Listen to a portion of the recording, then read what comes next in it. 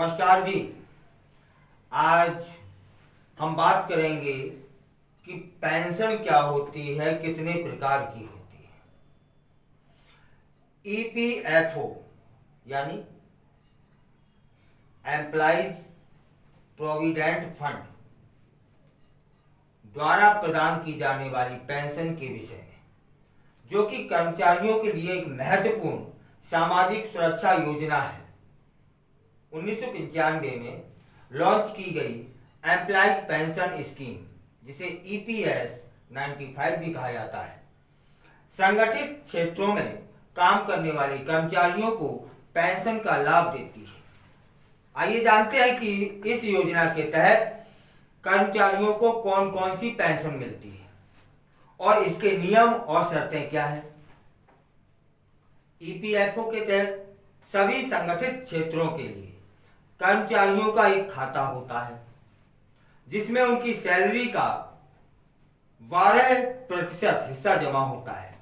नियोक्ता भी इसी राशि का योगदान करता है,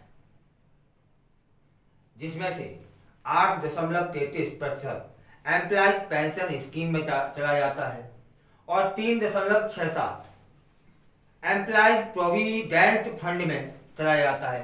जब कर्मचारी रिटायर होता है या जॉब छोड़ता है तो उन्हें पेंशन की व्यवस्था की जाती है। इस पेंशन योजना का मुख्य उद्देश्य कर्मचारियों को उनके रिटायरमेंट के बाद आर्थिक सुरक्षा प्रदान करना है। यह योजना न केवल कर्मचारियों के लिए बल्कि उनके परिवारों के लिए भी एक सुरक्षा कवच का काम करती है। अब बात करते हैं कि ईपीएफओ में कर्मचारियों को कितनी तरह की पेंशन मिलती है।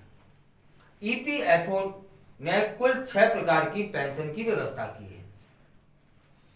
चलिए, पहली बात, पेंशन जो व्यवस्था 6 है उनमें से एक की बात करते हैं, जिसे सुपरन्यूएशन पेंशन कहा जाता है। यदि कोई कर्मचारी 10 साल या उससे अधिक समय तक काम करता है और 58 साल की उम्र में रिटायर होता है तो उसे सुपर न्यूएशन पेंशन का लाभ मिलता है। यह पेंशन रिटायरमेंट के बाद नियमित आय का एक महत्वपूर्ण स्रोत होती है, जिससे कर्मचारी अपने जीवन की आवश्यकताओं को पूरा कर सकते हैं।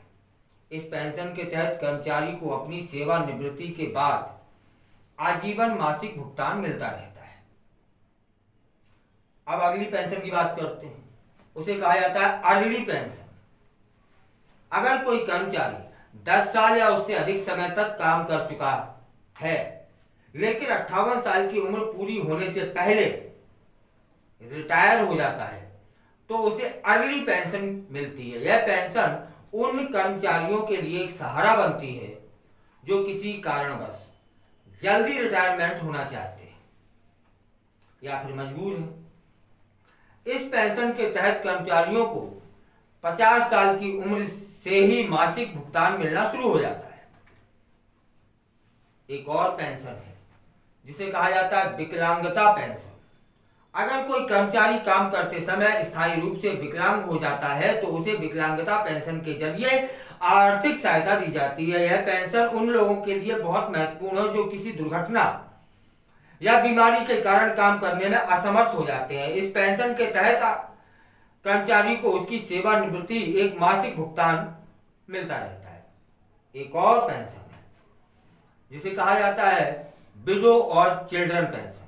यदि किसी ईपीएफओ सदस्य की मृत्यु हो जाती है तो उसके जीवन साथी को मंथली पेंशन दी जाती है। इसके साथ ही 2 बच्चों को 25 साल की उम्र तक मंथली पेंशन मिलती रहती है। यह पेंशन परिवार को आर्थिक सहायता प्रदान करती है, जिससे उन्हें कठिन समय में सहारा मिलता है। यह पेंशन कर्मचारी की मृत्यु के बाद उसके परिवार को आजीवन मासिक भुगतान प्रदान करती है। चलिए, एक और पेंशन जिसे कहा जाता है अनाथ पेंशन। यदि किसी ईपीएफओ सदस्य और उसके जीवन साथी दोनों की मृत्यु हो जाती है तो उसके बच्चों को अनाथ पेंशन दी जाती है। यह पेंशन बच्चों के लिए एक सुरक्षा का काम करती है ताकि वे अपने भविष्य को सुरक्षित रख सके। यह पेंशन बच्चों को 25 साल की उम्र तक या उनके विवाह होने तक, जो भी पहले हो, मासिक भुगतान प्रदान करती है। एक और पेंशन है जिसे कहा जाता है नॉमिनी पेंशन। अगर किसी ईपीएफओ सदस्य की पत्नी या बच्चे नहीं होते तो वह अपने नॉमिनी को पेंशन देता है।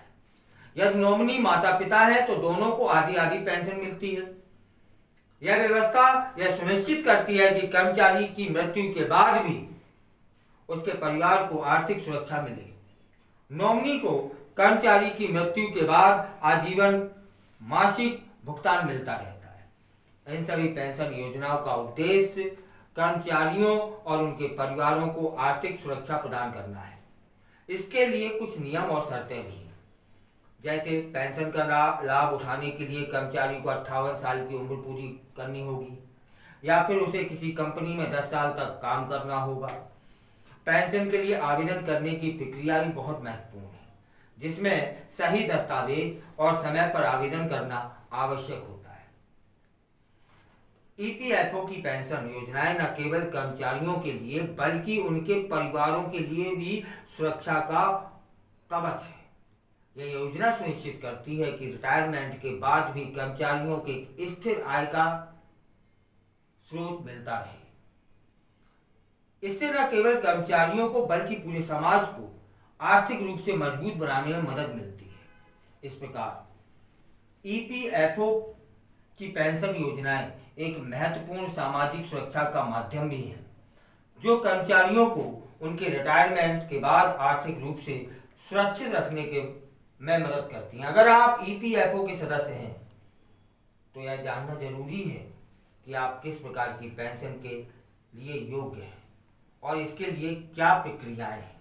अगर आपके मन में इस विषय पर कोई सवाल है और आप और जानकारी चाहते हैं तो हमें कमेंट कर अवश्य बताएं।